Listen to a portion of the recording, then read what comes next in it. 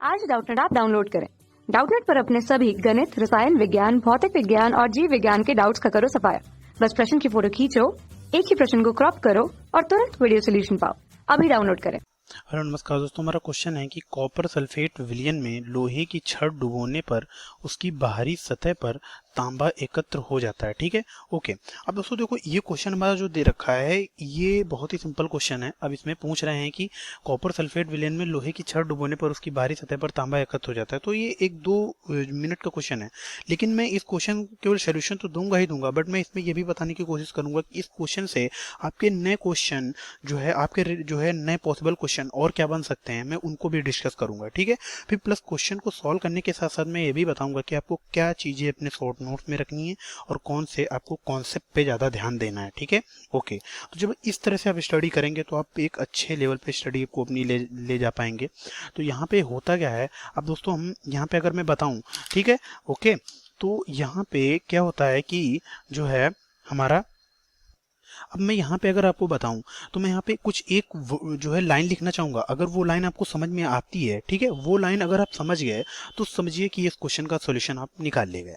ठीक है, वो लाइन क्या है मैं उसको लिख देता हूँ एक। तो दोस्तों वो लाइन मैंने क्या लिखी, वो लाइन मैंने ये लिखी कि वैद्युत रासायनिक श्रेणी में जिस धातु का स्थान ऊंचा होता है, ठीक है, वह धातु श्रेणी में अपने से नीचे के धातुओं को उनके लवण के जलीय विलयन से विस्थापित कर देती है।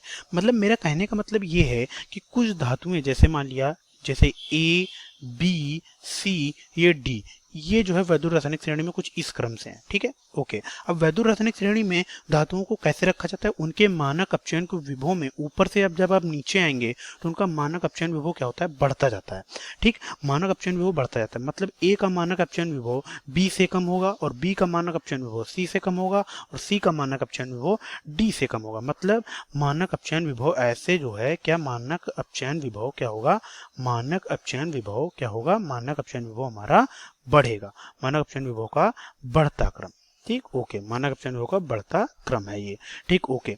अब देखो यहाँ पे जो धातु सबसे ऊपर होगी वो क्या होगी, सबसे अधिक सक्रिय होगी। मतलब यहाँ पे जो ए धातु है वो सबसे अधिक सक्रिय है। ठीक, ए धातु सबसे अधिक सक्रिय, ए धातु सबसे अधिक, क्योंकि वो सबसे ऊपर उपस्थित है, सबसे अधिक सक्रिय क्योंकि वो सबसे ऊपर उपस्थित है, सबसे अधिक सक्रिय।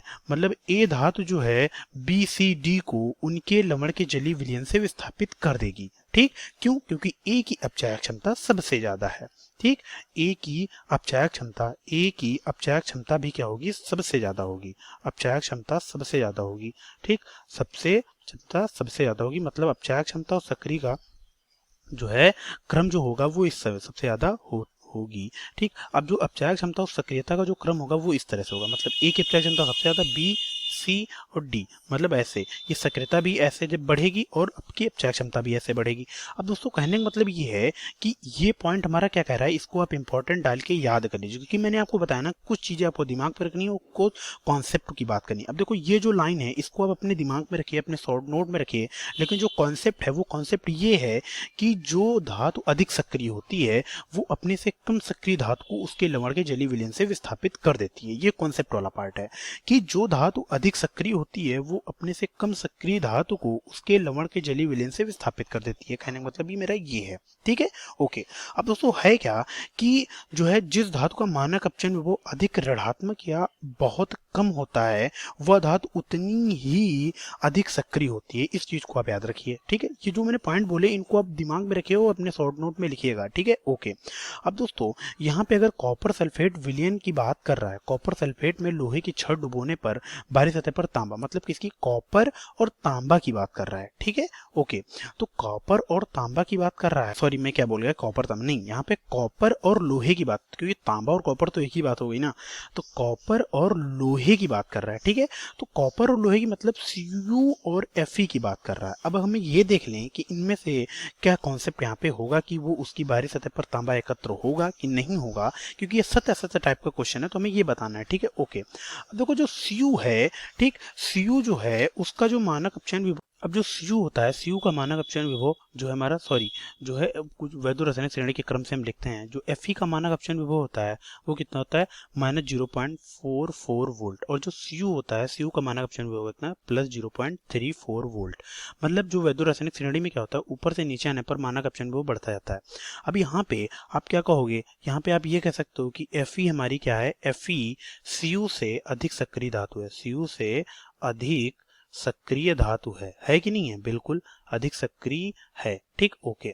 दूसरा पॉइंट आप क्या कह सकते हो कि जो Fe है वो Cu को, ठीक, उसके लवण के जलीय विलयन से, उसके लवण के जलीय विलयन से क्या कर देगी, उसके लवण के जलीय विलयन से विस्थापित कर देगी, ठीक है। जो Fe है वो Cu को उसके लवण के जलीय विलयन से विस्थापित कर देगी, बिल्कुल, ठीक है। तो आप क्या लिखोगे, विस्थापित कर देगी, ठीक, ये लिखोगे। तो ये चीजें आपको समझ में आ गई होंगी। तो आपका जो क्वेश्चन है वो कह रहा है कि जब कॉपर सल्फेट विलयन में लोहे की छड़ डालते हो तो क्या तांबा उसकी सतह पर एकत्र हो जाएगा, बिल्कुल। तो आप क्या कह सकते हो, यहाँ पे इस क्वेश्चन जो सत्य सत्य टाइप का क्वेश्चन है, यहाँ पे आप कह सकते हो हाँ और बिल्कुल सत्य, ये बिल्कुल कथन हमारा सत्य है। तो हमारा आंसर तो हो गया, मतलब ये हमारा आंसर है, ठीक है, ओके। तो हमारा आंसर तो आ गया। लेकिन दोस्तों मैंने स्टार्टिंग में आपसे बोला था कि मैं इस क्वेश्चन से हर एक जो कॉन्सेप्ट, इस क्वेश्चन से जितने भी रिलेटेड कॉन्सेप्ट हैं उनको डिलीवर करूंगा। अब देखो यहाँ पे आपसे ये पूछ सकता था कि किसकी अपचायक क्षमता ज्यादा होगी। अब मैंने अपचायक क्षमता के बारे में बता रखा है कि जो धातु अधिक सक्रिय होगी उसकी अपचायक क्षमता उतनी ज्यादा होगी। भैया यहाँ पे कौन अधिक जो है अपचायक क्षमता किसकी ज्यादा होगी, भैया जिसकी जो है सक्रियता ज्यादा होगी उसकी अपचायक क्षमता ज्यादा होगी, ठीक है। तो आपसे यहाँ पे क्वेश्चन क्या पूछ सकता था कि इन दोनों में कौन अधिक अपचायक है, अपचायक क्षमता का क्रम बताइए, ठीक है। फिर ऑक्सीकृत होने का क्रम बताइए। ऑक्सीकृत होने का क्रम वही होगा जिसकी अपचायक क्षमता ज्यादा, वो पहले ऑक्सीकृत होगा। ये चीज आप अपने दिमाग में रखिए। फिर इससे जो कॉन्सेप्ट पूछ सकता था कि कौन सी धातु अधिक सक्रिय है, ये भी आप बता सकते हो। मैंने हर एक कॉन्सेप्ट आपको बताया है।